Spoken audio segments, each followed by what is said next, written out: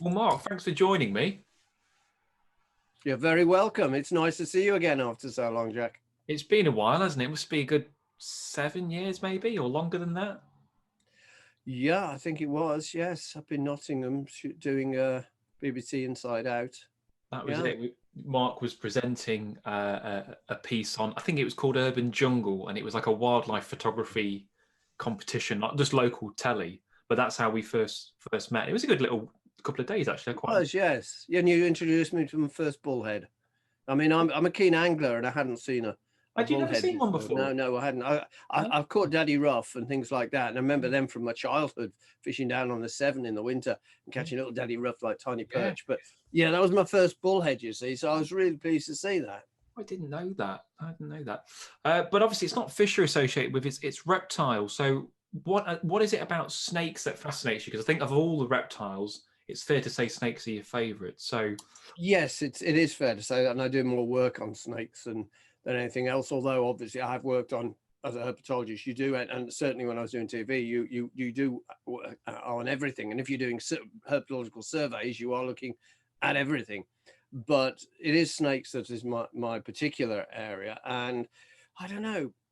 I'd have to go right back to when I was 6 or 7 or 8, and I think possibly one of the reasons I like snakes was because nobody else seemed to. yeah, I was I remember when I was at school in the playground, and I asked a girl if she liked the Beatles, and she said she did. So I gave her a matchbox with one in it, and I just smooth, yeah, Mark. yeah, very, yeah. Um, but I think it probably was the initial thing was that other people didn't like them. So I started to try and find out about them. And the more I found out, the more I wanted to know. And it sort of just grew from there into a hobby and ultimately into a career. And it has been what has employed me. It's been my total life. I'm in my 60s now, and I've been completely involved in herpetology all the way through. Did you keep snakes from an early age, or did that come later? I did. Yes, I did. I met my first snake in Ireland. Now, that All might right. surprise you. Yes. Yeah. Yeah. Um, you'll start to get a clue when I tell you it was a boa constrictor, Okay. Right. Yeah. and it was at Dublin Zoo. And as we were going into Dublin Zoo, we were having having a family holiday in the early to mid 60s. And as we went into the reptile house, my mother, my brother, and myself, I think my father was there because he took some pictures when we came out. Um, and as we were going in, this woman with children in tow said to my mother, "If you ask the keeper, he'll take a snake out for your boys."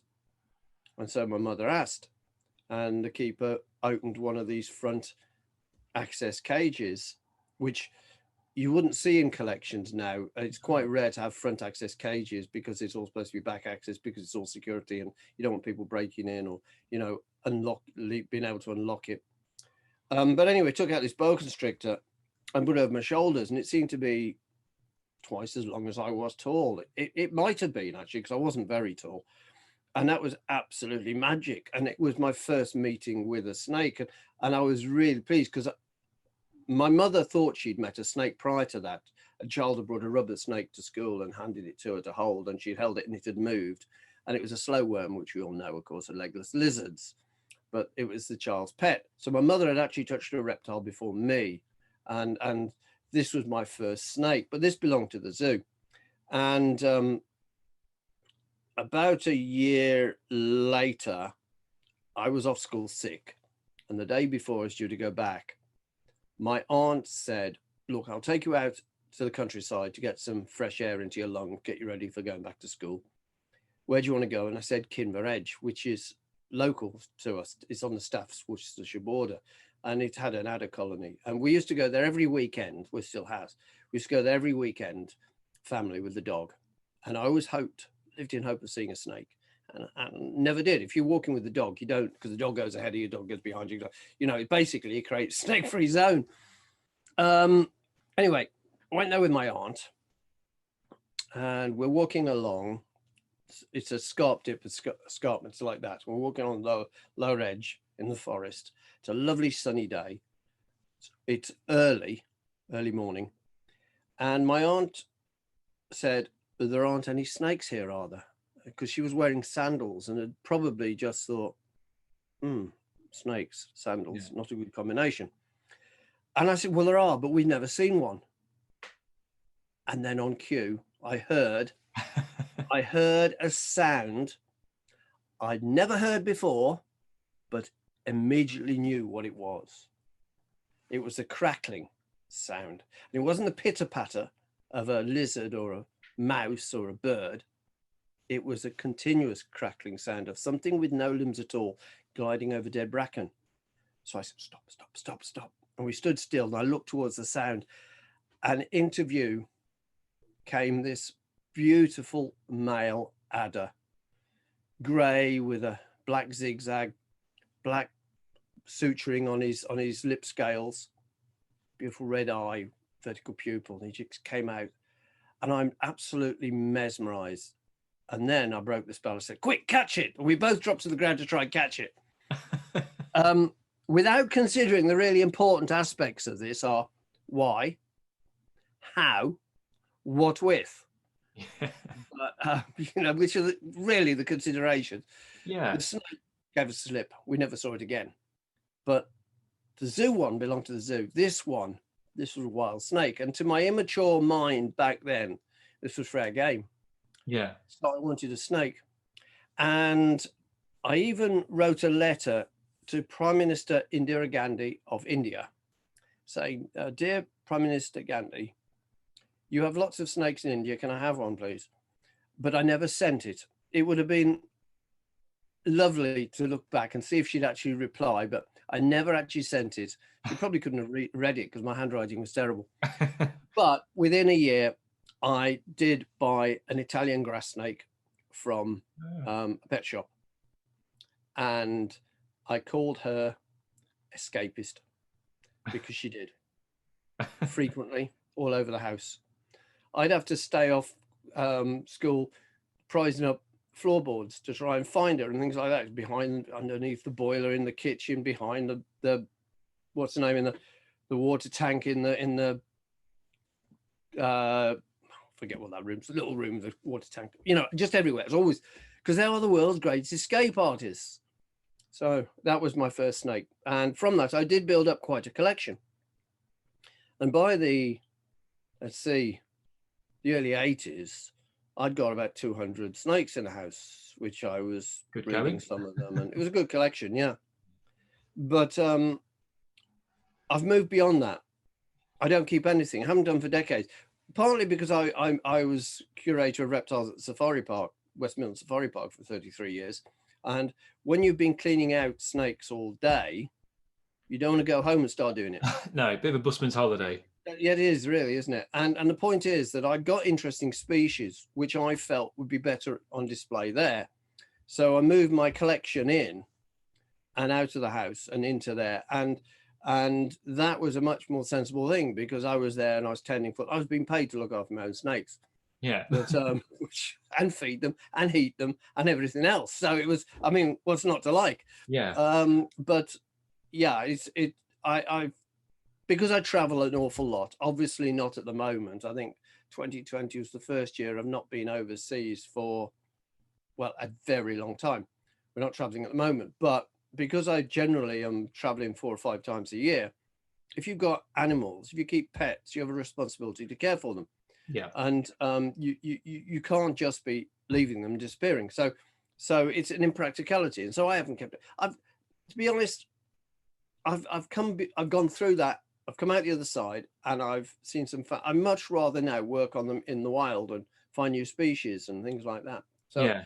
I don't regret it. Sometimes I think, oh, I rather fancy keeping that. Like I had a couple of tentacled snakes with the ones they got the tentacles on the snout that they sense where fish are, from Thailand. I had a couple of those for a while, but that was probably about 18 years ago. I just kept them for a while and then I moved them to the Safari Park. So yeah, I don't keep them now. No. Well, it's clear to see that you're obviously very passionate about them, but have you got a a fact that you find most interesting about snakes? Is there one? I mean, Oh I'm sure God, you've got lots of facts, but is there one thing you lots like of that? facts about snakes. One thing that's probably quite interesting is the fact that, well, there's a couple of things I'd say here. If you were inventing a game called Evolution, Right. and everybody had to go away and design an animal, right, and then come back and see how they pitted against each other. Okay. The people who came back with a tiger, with its speed and its power and its teeth and its claws, or an elephant with its sheer invulnerability and things like that, you'd think they're going to, they pick good animals. The guy comes back with a snake. Here he's got an animal that has got no arms and legs, has to crawl on the ground. Some have good eyesight, but an awful lot don't have good eyesight, has no ears, detects sound through vibrations, does have some pretty clever senses like heat sensitive pits and forked tongues, but the snake, you would think, well, how's that going to do against all these big, heavy, fierce animals? But it does remarkably well. You know, there are over 3,800 species. You know, they've done remarkably well. They are one of the most successful groups of vertebrates, and they have an impact on us because snakes have found their way into the cultures, mythology, the history, the public health, and a lot of other aspects of virtually every human group with which they share common ground.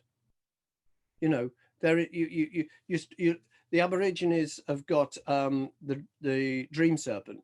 You know, Okay. the Aztecs had the wing serpent. The Indians, the Hindus, the Cobra is important in Hinduism. In Buddhism, the Cobra sheltered Buddha from the rain. Yeah. You've got the And Bible, obviously, haven't you? The snake with the Bible's one where in most cultures they're not treated as bad. Oh, okay. But Okay. Christiano-Judaism, the snake is reviled, and Right. on thy belly thou shalt crawl, and all that. So the Christianity doesn't do the snake a lot of Oh, favors. Although Abraham had a staff that he turned into a snake, and it had all the snakes that everybody else's staffs had turned into. But they do keep reoccurring. That's probably a Cleopatra's asp was likely an Egyptian cobra, which I know very well because I've been bitten by one of those as well. But they're everywhere. The Hopi Indians in Arizona used to have a snake dance, where they dance with rattlesnakes. okay. It goes back a very long way. People have lived alongside snakes, and snakes have lived alongside people for a long time, and they've obviously impacted on one another. Well, it's interesting how you kind of use that analogy of all those big animals, but it's amazing how most of those big animals have, whether you'd call it a fear or a healthy respect. Like if you put a plastic snake into an enclosure, I think they did an experiment at Monkey World in Dorset, and they put some plastic snakes with the chimps. And I don't know if they'd ever seen a snake before, but they just knew to stay away from it. So a lot of animals. Yes, indeed. In fact, I think humans, a baby will crawl up to a snake, whereas a baby chimp will crawl away. Yeah. You know, baby human won't. But yes, it's a survival instinct. And of course, most snakes are not dangerous, but it's the ability to tell them apart. That's the important thing. Yeah. And unfortunately, this backfires on snakes because people kill every snake on sight, whereas a lot of them are very beneficial. I mean, rats are a big problem in the rice crops in Sri Lanka and India. And you can see the rat damage in the rice crop. It's like crop circles. It's that much. Really? Yeah. And the snakes are actually they are nature's rat traps and keeping the rats down. You've got cobras and Russell's vipers there going through snakes every night. Of course, they are biting people and they are killing people. But so does starvation and disease, because the rats are also urinating on the grain in the grain houses. So you've got leptospirosis, Wheels disease and things like that. Yeah. And of course, if there's a snake living in there, it's keeping them down. So they do perform an important. Not that I feel that snakes have to justify themselves to as a useful animal for humans to exist. Not at all. Not at all. But there are benefits from, and certainly for farmers in the US, they used to leave the king snakes alone. They recognized king snakes. They didn't kill them because king snakes eat rattlesnakes. Ah, okay. They're immune to the venom and they're non-venomous themselves. So they were seen as good snakes to have around. Right. Okay. Well, I mean, it's funny you mention that, 'cause I wanted to ask you, because I know you've had a few close calls with snakes over the years, with venomous snakes, I should add. And obviously, most people listening to this have probably not been bitten by a venomous snake. So I wondered what's it like, because it is something that most people won't experience. I mean, is it similar to being ill, or is it just its whole own thing? I mean, it's probably not a very nice place to revisit. Very, very much depends on the type of snake and the venom. Okay. So, well, what about some of the ones? Because I think you've had a few bites, haven't you? Yeah. I've had a few. I've had 2 or 3 that were extremely serious. I mean, I've been hospitalized for 9 days on occasion. Yeah. I've been medevaced out of New Mexico, medevaced out of the Amazon. I could have been medevaced out of Indonesia to a hospital. I didn't go. I said no, it wasn't bad enough. Yeah, I mean, yes. It really depends where the bite occurs. Okay. Bites that occur in captivity in the UK, which I've had, you've usually got the facilities of the marvelous NHS, and people pull out the plugs, and they will get you there, and if the antivenom should be available, and you should survive. There has only been one exotic snake fatality, well, 2 actually. The first one was in 1865, I think, and it was the curator of reptiles at London Zoo, kissed a cobra, came into work drunk, kissed a cobra, it kissed him back, and he was dead an hour after the zoo opened. But that was 1865. And then my good friend Luke Yeomans, who's a Nottinghamshire lad, he died from a king cobra bite. I think I remember the story. Yeah, I do remember that. Very, very good friend of mine. And I was actually in Timor, and his daughter phoned me up to tell me. I was the first call she made. She didn't know I was in Timor on the other side of the world. I think she wanted me to come up and sort of deal with the king cobras. Yeah. I don't know, because when I said, look, I'm on the other side of the world, she rang off and got on to somebody else. But yeah, Luke, very sad. But 2 exotic deaths, and yet there are a lot of bites in captivity. There's a few bites in captivity. Yeah, they happen from time to time. In zoos, in private collections. Yeah. So that's what 100 and how many years since 1860? Working out, a long time since I did maths. 2 fatalities, and even adders in this country. In the whole of the 20th century, there were only 12 fatalities from adder bites in the UK. At the moment, probably about 60 to 80 people get bitten by adders every year, mostly young lads, mostly on the hand or arm, rarely girls.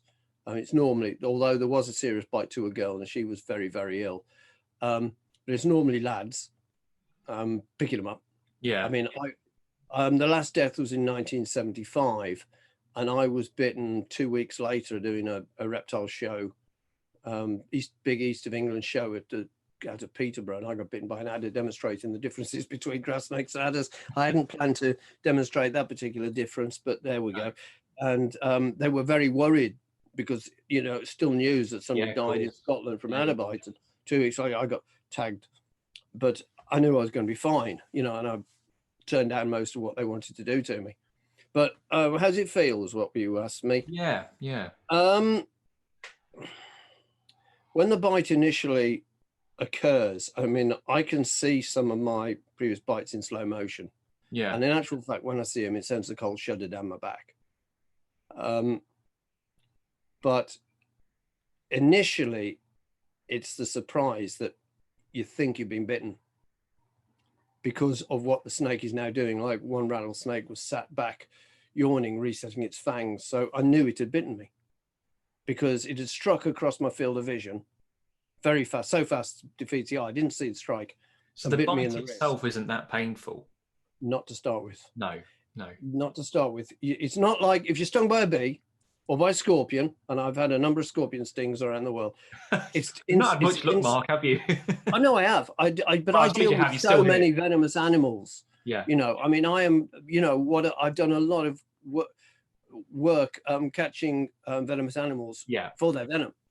And occasionally, I mean, I was stung in my sleeping bag in Brazil in the night in the Amazon, stung in the foot buzz, and I knew what it was. It was a scorpion. I knew what it was, but I didn't want to find it in the dark, so I slept at the top of the sleeping bag and left him down the bottom. And in the morning, woke up, thought scorpion, got up, shook it out, caught it, preserved it, gave it to the scorpion guy. When 3 days later we got back to base camp, and he said, "This is genus Titius," and I said, "Well, it stung me." He says, "Yeah." I said, "But they're really dangerous." He said, "Yeah." They kill lots of people in Brazil. Oh, But it God. didn't. But anyway, just going back. Initially, I'm thinking to the bite when I got it struck across my field of vision. I looked at my wrist, nothing there. Turned my wrist over, and I could see like a C, the teeth of the lower jaw. Okay. Now, when a snake bites, the fangs go in, the lower jaw completes the bite, then it lets go. It all happens in a blink, well, less than a blink. But that row of teeth was there, so they could not be there without the upper jaw going in first. So I turned my wrist back over, and then I saw the two blood spots coming up about an inch apart. I mean, it was a big rattlesnake. It was fatter than my arm, and it was a prey-taking bite because I was feeding them, no pain, No. not initially, but then it starts, and it starts like something a long way off, just a nagging ache, and then it just gets more and more and more and more and more intense. And from that bite, I spent 3 nights on pethidine. Okay. Because the pain was so bad. Funnily enough, it was at night. It was really bad, and not during the day. But I just could not, I couldn't lie in the same position. I was in so much pain.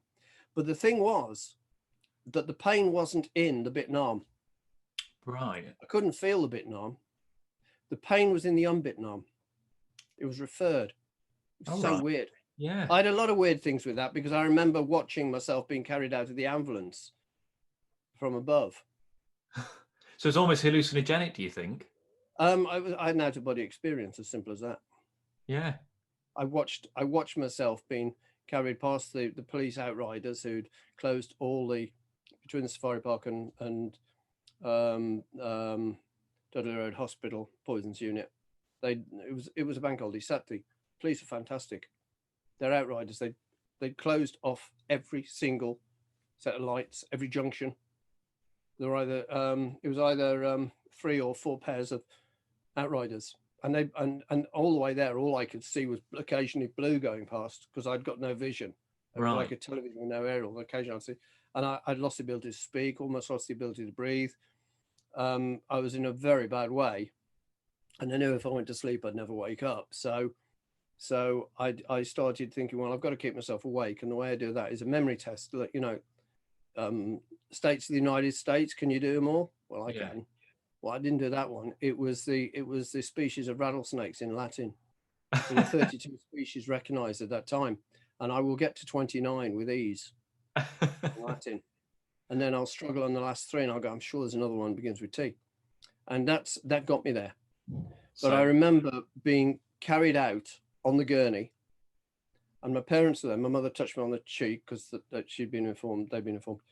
But the police were stood in line, and they watched me go past, and it was so weird. Yeah, it's incredible. And they thought I was in a coma when I got on the ward, and they moved me onto the ITU pretty quickly. But when I came back down off the ITU, the nurse said, "Oh, you're looking a lot better now. When you came in, you were in a coma." I said, "No, I wasn't." She said, "You were." She said, I said, "No." I said, "I heard everything you said." Yeah. She said, what do you mean? I said, you said, Mandy, I know you shouldn't, but help me undress Mark. And she stepped straight. Now, you see, I could only have known that from being there. Yeah. Because Yeah. there was, I'd been on that ward previously for a bite, and I knew that there was a regular person there who was often in for poisonings, and she wasn't a member of staff, but they were so pushed that she asked her to help Right. undress me. And yeah. you know, I heard everything. And I used to work in an accident emergency department. I spent probably 5 or 6 years working in accident emergency, dealing with people who were seriously injured and dying.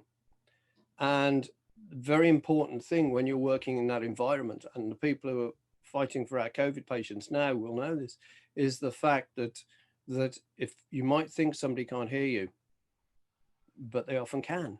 The Yeah. last thing you lose is your hearing, and that you always treat people with respect, and you're not fatalistic when you're around them and things like that. No. It's quite important because that does filter in. Yeah. You don't want to. Don't want them to give up. They thought I was a coma. I heard everything that was said about me and to me. Yeah. Bonkers. But it was a bad bite. It was a bad bite. Yeah. Yeah. But, yeah. So because what most people, or what a lot of people will know you from, of course, is the TV show back in the late 90s, O'Shea's Big Adventures. Adventure, yeah. How did you go from, being you still are a herpetologist, obviously, but being a herpetologist to being a kind of traveling around the world? Yeah, it was by accident, as a lot of these things are. We work country file.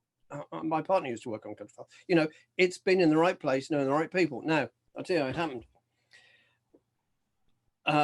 Being at Safari Park with an interesting and very diverse collection of reptiles, the various natural history film units, mostly in Bristol, some of them in London, they used to phone me up when they were doing a TV series, and they would go, they'd ask me to come down, bring down some spitting cobras or crocodile or something. I've worked on an awful lot of documentaries, blue chip documentaries, where the animal is front of stage, and it might be presented by Sir David Attenborough, or it might be presented by somebody else, but it's the story of an animal. We did like the life of a rattlesnake, and they filmed rattlesnakes in Arizona, different age. They were telling the story of a rattlesnake growing up. Well, obviously, they didn't take 20 to 30 years. They had rattlesnakes of different ages playing the rattlesnake. In the same way, if you do a documentary about Charles Darwin's life, you'll have 4 or 5 actors at different ages. So, and some of the stuff they wanted was inside a den, because they've got the rattlesnakes going into the den. But you couldn't film in a den in Arizona. It'd be completely unethical, because opening up a den, you'd be altering its entire ecology, doing a lot of damage. Plus, shoving a cameraman in a den would be a bit of a death, suicidal, that would be. Yeah. So what we did, we built a den in Bristol. Okay. And I brought in western diamondback rattlesnakes and a couple of other species, Mojaves and blacktails that live with them, and a couple of other species, because there's sometimes other species in the den. And so they'd got all their external shots. And so we built the den, and we had snakes coming in. We filmed all the interiors and all of that in Bristol. And when BBC made Natural World about New Guinea and Island Apart, 2-parter, I took 2 weeks out of working on snakebite in New Guinea. I was there for 7 months. Took 2 weeks out to build sets with the cameraman and bring in some interesting reptiles that I'd caught they'd like to film, do that, and then break that set down and do another one, because an awful lot of that stuff's done on has to be done on sets, obviously. So I was pretty well known for all of that. And when we were sitting down having a coffee, they say things like, well, where have you been recently, Mark? And I say, oh, I've just come back from so-and-so, West Africa or wherever. Oh, man, that must be really interesting. It'd be great to have a film crew follow you around. I said, wouldn't it? Yes, it'd be great. A bit like David Attenborough's starting with, with his series, Zoo Quests, which I watched. Yeah. I'm old enough to have watched them. So yeah, that's a great, oh, well, I think we'll put a treatment together and see if we can get it passed, you know, see if we can get a commission. They never did. I never heard any more. And then I had a producer come to see me at the safari park on a lovely summer's day, and she said, I want to talk to you about giant snakes. And I said, well, what do you want to talk about? The heaviest or the longest snake in the world? Because they're different species. Longest snake in the world is a reticulated python. Heaviest snake in the world is a green anaconda. She said, well, I like the sound of green anaconda. We had some in the collection, so she was able to see. We've got both species in the collection, so she was able to see them. And she said, look, where could we go to find and film them? And I said, well, as it happens, I've got a friend who's got a big ranch in Venezuela, in the Llanos. And only a couple of weeks ago, he said, why don't you come over, Mark? And you know, we'll catch some anacondas. And I'd written back and said, I'd love to, but I can't afford it, you know. And I said, well, you know, we could go there. And they got in contact with him. And a few weeks later, I flew out. Film crew came out, and I caught them 32 anacondas, up to 18 feet long and 11.5 stone. Jeez. Which is heavier than me. And so that went down so well. That was for, I can't remember the name of the series now, but that went down so well. That was with Yorkshire Television. And they said, look, we're going to put a commission in. We're going to try and get a commission from Channel 4 for their To the Ends of the Earth series. And To the Ends of the Earth, this was the second series. They have either 6 or 8 unrelated stories out in the wilds, like trekking across the Arctic or something.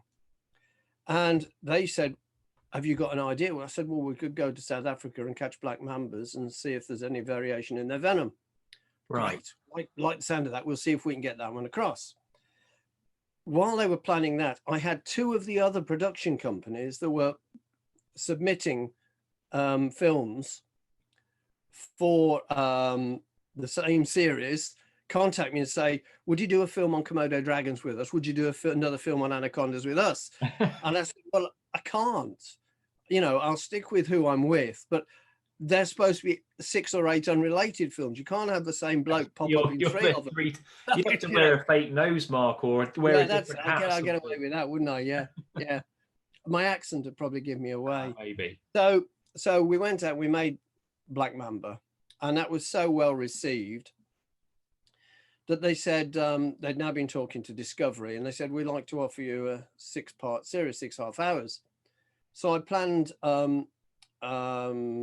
6 films, 2 in Brazil, 1 in Argentina, and 3 in the US. And this was going to be O'Shea's Big Adventure, which Channel 4 also ran, but they called it O'Shea's Dangerous Reptiles. And we'd been sending back the rushes, sending back what we'd done. And we were on the final shoot, and we got a phone call to say that they're all so pleased with what they'd got. They wanted to increase it to 13. So we made 13. That was in 1999. And we made 13 films in the Americas. And then they commissioned another series. So I made 13 half-hour films in Australia, New Guinea, the Pacific. Then they went to 1-hour specials. So I did 4 films in Asia. And then they did another 4.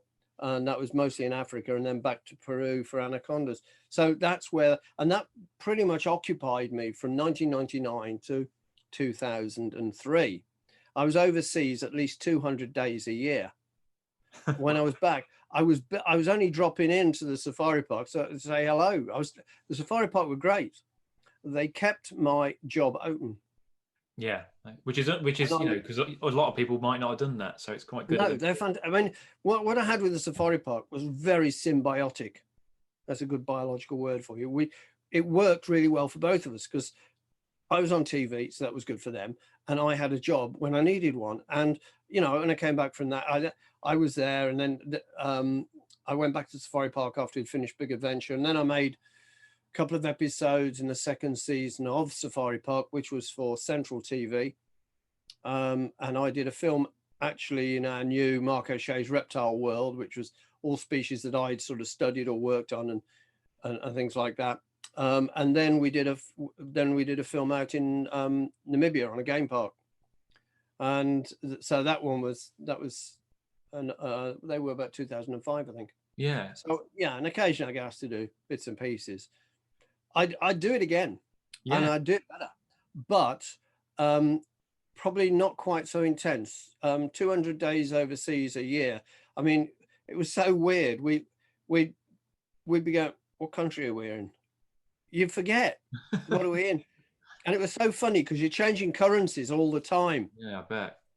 And one of my cameramen, Des, he had a solution to that.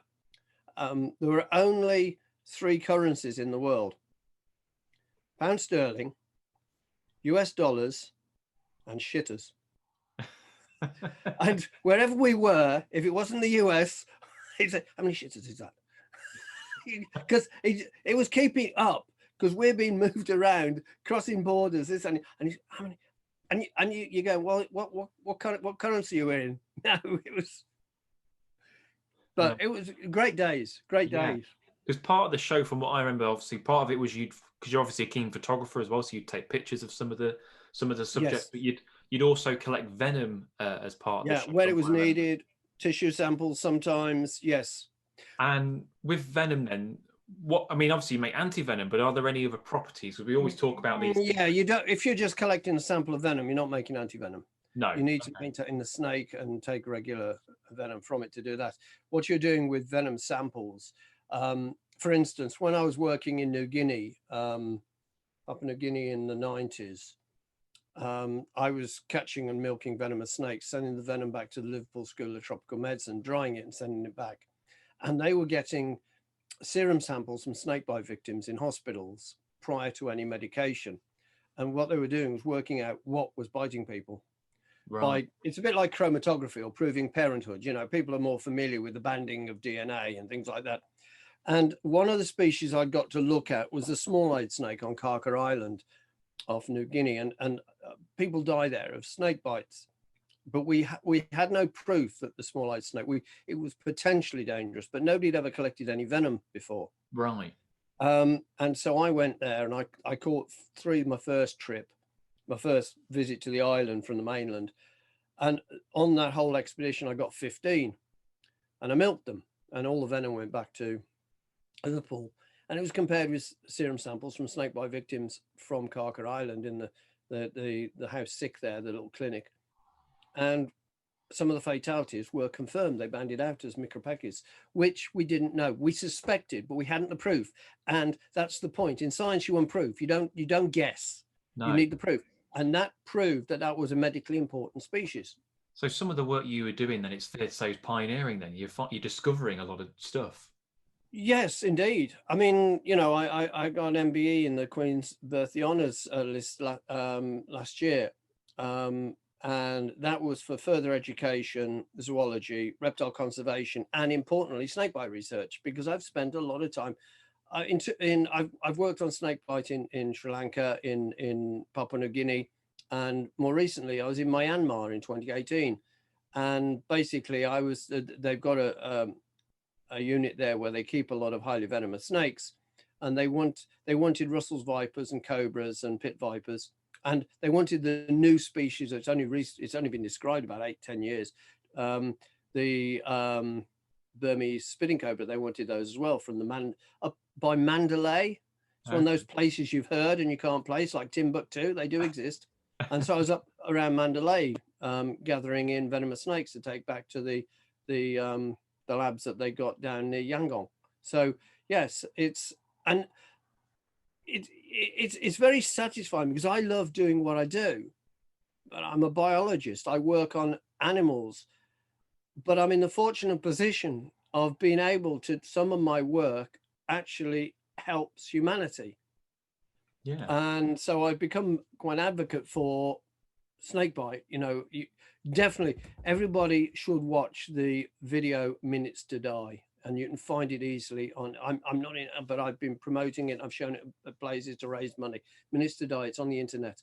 And it's a superb documentary about snakebite. Because, okay, we're in the middle of a pandemic and a lot, more people are dying, excess deaths than any time since World War II.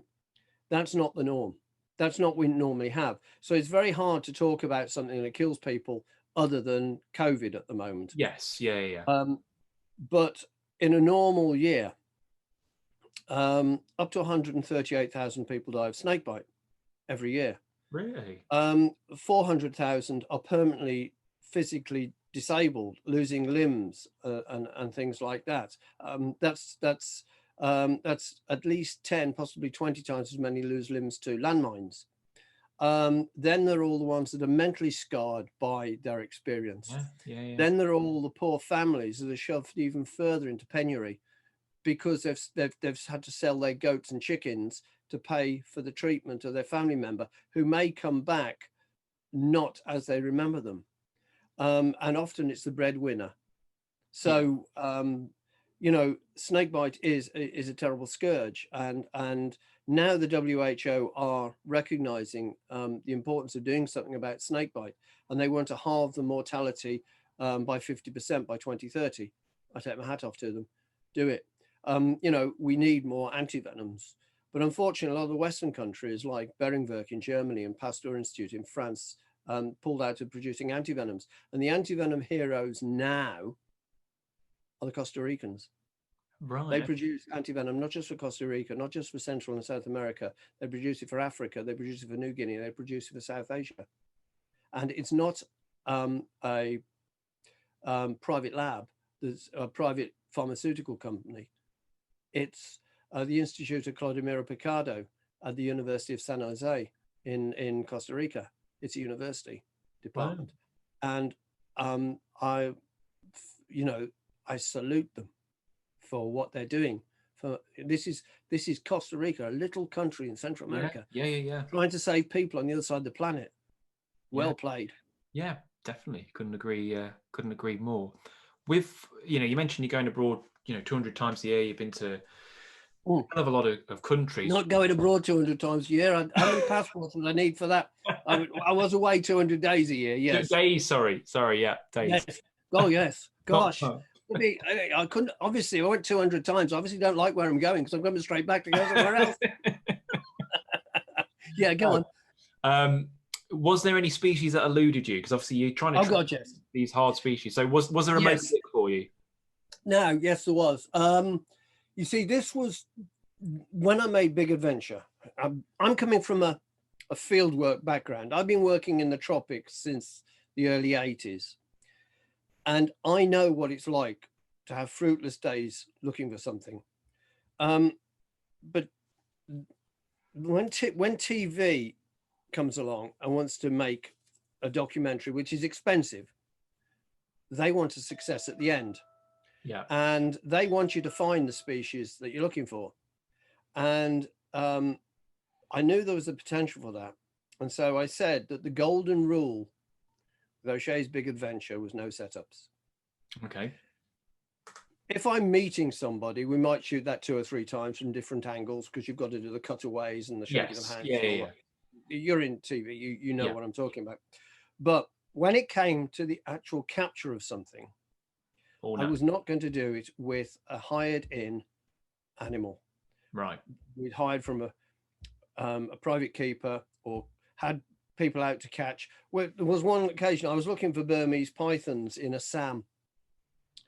And this guy came along and he said he'd found one. And it was in a bush. I don't know how he'd seen it. And we went over there and there was something about it. I was pretty sure it was his snake and he'd set it up.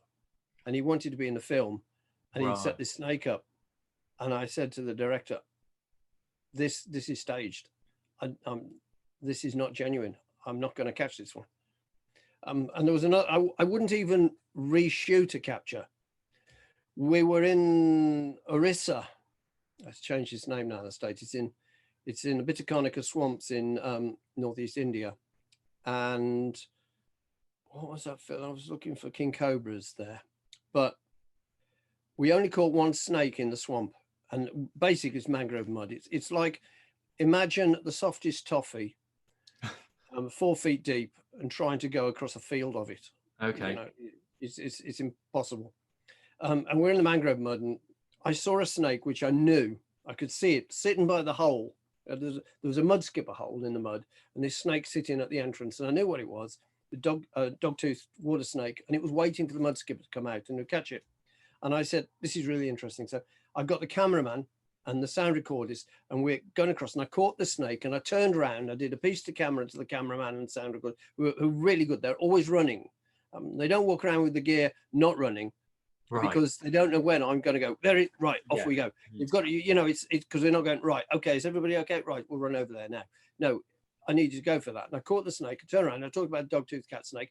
I talked about the fact it was a rear-fang venomous snake. They were found all the way through the archipelago, all the way down to Australia. And I said what it was doing. It eats mud skippers, and it sits in ambush and so forth. And the cameraman goes, you got it. And the sound recorders went, the mangrove swamp trees form a canopy. And somewhere above that, the only aeroplane in the whole region was circling like it was dropping skydivers. The bane of the sound man.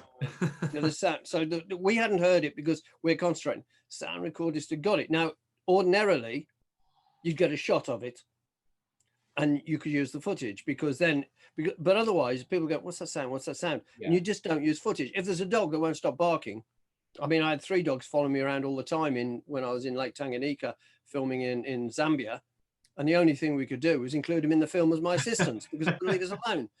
If you've got some extraneous sound, you need to get some footage of it. Yeah. Otherwise, you can't use it. And we couldn't use the footage. And they didn't even ask me to do it again because they knew I wasn't going to. Yeah. But there was no species that eluded you then. There was no one that you were like that. Was... Oh yeah. One that eluded me in New Guinea, and I've been there from twice, is Salvador's monitor lizard.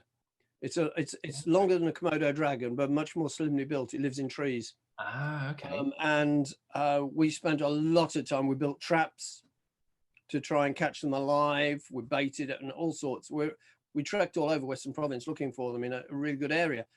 They are really elusive. And I'll tell you, New Guinea is the 2nd largest island in the world after Greenland. And in museum collections around the world, there are 24 specimens of this lizard that have been actually taken from the wild as museum vouchers. They're found, and the locations are across the entire island of New Guinea, right, mostly in the coastal area. So it's widely distributed. So it's not that it's rare, it's just it's very elusive. It just keeps... people think something's rare. People go, I mean, there's quite a few species that people have thought, there's a few species people have thought of extinct, and yet they've cropped up again, like Crepani's boa in the Atlantic coastal forests of Brazil. 2 specimens collected in 1953. I visited those specimens and filmed with them in the Institute of Butantan in Sao Paulo. Butantan burned down in, I think, 2010. All the specimens are gone. 95% of the Atlantic coastal forests are gone, more than the Amazon. And that snake was thought to be extinct. And then 2017, I think, they found an adult. And the Brazilians are radio tracking it. Yeah. So there are a few species, they call them Lazarus species. Yeah, it's that come back from the brink. But yes, I mean, there's been a few. I mean, I failed to find what I was looking for in about 1 in 5 of the Osho's big adventures. But when I didn't get that monitor lizard, I caught a little python that puzzled me. What was it? Because I wrote the book on the snakes of New Guinea and it's not in it. Right. And I had to go to, it's python. So I had to work, I wrote the field guide in 96. I'm rewriting, it's a massive tome going to be. And I went through my knowledge, went through the keys, and it came out as a genus that's only known from Australia. This was the first specimen outside of Australia, up in southern New Guinea. Right. So although I didn't find the monitor lizard, I found this python, which we've published scientific papers out of a bunch of my films on spitting cobras and sleeping behavior in reticulated python, escape behavior in reticulated pythons, bunch of things. The northeasternmost reticulated python, almost as far north on a tiny island south of Taiwan, things like that. And I published this python. If we'd found a monitor lizard, that was a half-hour film. I'm pretty sure the python would have ended up on the cutting room floor. So I was glad we didn't get the lizard. Yeah, so it worked out in the end for you. Well, Yes. I'm going to end on this this last question. I'm sure you must get asked this all the time, and it's probably an impossible possible task. But have you got a favourite reptile, and if you have, why? Okay, I've got several. Favorite I snake. thought you might. Favorite snake is King Cobra, Okay. and it's not because it's the longest venomous snake in the world. It's because there's something going on behind those eyes. And I had my King Cobra, and if you go to my website, we had an operation done by Spanish vet I brought in because she had a big osteochondrosarcoma on her back, and she lived at Safari Park, and we all loved her, and she did eventually pass away. But this operation was successful. It gave her several more years because it doesn't metastasis in reptiles. She's on the film's on my website. So the King Cobras, there's something going on. When I've caught King Cobras in the wild, there's something going on behind those eyes. They're quite intelligent, aren't they, for a reptile? Yes. Yeah. Yes, they are. And we're beginning to think reticulated pythons might be as well. There's beginning to certain species because they'll stalk you and things like that. That's my favorite snake. My favorite genus is Toxica calamus, which is they're venomous snakes from New Guinea that I work on, and we describe several new species. They're not dangerous. Nobody's ever been bitten by them, but they're burrowers or just in the leaf litter, and they're not very well known, and most people overlook them. So that's my favorite snake genus. Favorite crocodilian, is the American alligator. I know there's a lot more fantastical ones, but I just like American alligators. I always have. That big mouth. It reminds me of the Shingo Indians with the plate in the lower lip. I mean, there's just something, alligators are endearing. Crocodiles aren't. Crocodiles can be mean. Yeah. Favorite lizards, there's two. The monkey-tailed skink from the Solomon Islands and the crocodile skink from New Guinea. Right. The favorite amphisbaenian, which are worm lizards, is something called Bipes biporus that we found. We got one right at the southern tip of the Baja California peninsula in Mexico. And how best to describe it? It's long and pink and annular. Are they the Sicilian? Not what are they called? Is it? No, it's not Sicilian. No, it's an amphisbaenian. Okay. It's got no hind legs, but it's got a couple of front legs that are really well formed, and it can five fingers. And it's the weirdest looking thing. People in Mexico are frightened of down in Baja. They're frightened of them. They think if you sleep on the ground, it goes up your bottom and you can't get it out again. Well, you don't want that. No, not true. Favorite turtles too. The mata in South America and alligator snapping turtles in North America. They are pretty. And I do have some favorite amphibians, and they're probably mostly Sicilians. Yeah. But I don't work as much on amphibians as I do on more reptiles for you. And I like tuataras as well, of course, but I've never seen one in the wild. Have you? So maybe that's one. If I'm sure you'll get the chance at some point, but that'd be a good one because they're not a lizard, are they? They're their own. No. There are the squamates, right, which are all snakes, lizards, and worm lizards. That's the squamata. Okay. And then there's the tuatara, which is the sister group to all of them. Oh, right. So it's completely. They're rhinocephalians, the beakheads. They are very ancient. They were once found throughout the world. They disappeared from Asia, North America, Europe. There were even marine ones. They've gone. They survived longest in South America, but they were extinct. I can't remember, 100,000 years ago. They only now survive in New Zealand. And it really is an example of a living fossil, if you like, because it's the one species left of a whole. It looks like a grey iguana, but nothing could be further from the truth. It's an extremely special animal. And New Zealand are so proud of it that they've done tuatara stamps so many times. It's like they're as proud of it as they are of their kakapo, the parrot that walks everywhere. They always remind me of the old Ray Harryhausen kind of stop motion dinosaurs. Those really old, is it like 1 million BC? That's tuatara kind of reminds me of some of the plastic dinosaurs out of that. Yeah, well, they live life in the slows at Lane. They can live to be about 100. They're not sexually mature until they're at least 20. I can't remember it off the top of my head. Just the eggs may take like 12 or 16 months to hatch, or something. You know, their life in the slow lane, which Yeah. is probably an advantage. They don't burn out, but they're now really only found on islands off the coast, because the Maoris arrived in the equivalent of the 15th. New Zealand was colonized by humans very late. I mean, Australia was colonized quite early, New Guinea, etc., you know, hundreds of thousands of years. But I think the Maoris arrived in New Zealand about the 15th century, and humans arrived, might have been 14th, 5th century, and Europeans arrived, what, 17th, 18th century, established, and then brought in cats and dogs and rats and That goats classic story, yeah. and all these invasives.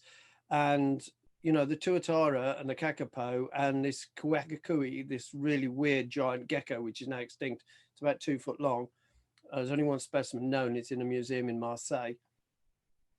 You know, they've not had to cope with anything like this. No, no. And so now they're mostly on islands which are very, very guarded. And yeah, I'd love to go and see tuataras. They'd be spectacular, wouldn't they? Well, look, it's been a pleasure chatting to you, Martin. I remember growing up in the 90s, you were one of my heroes, watching you on telly going all over the world with these reptiles. So any chance to have a waffle about reptiles is always good in my eyes. So thanks for coming on. Thank you very much. It's nice to catch up after so much time.